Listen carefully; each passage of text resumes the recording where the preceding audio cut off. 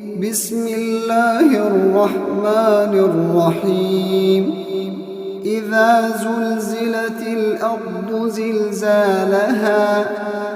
وأخرجت الأرض أثقالها وقال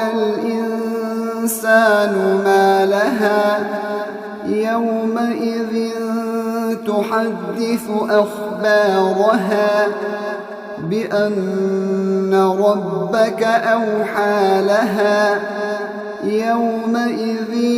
يصدر الناس أشتاتا ليروا أعمالهم فمن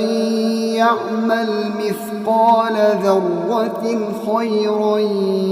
يره ومن يعمل مثقال ذرة شرا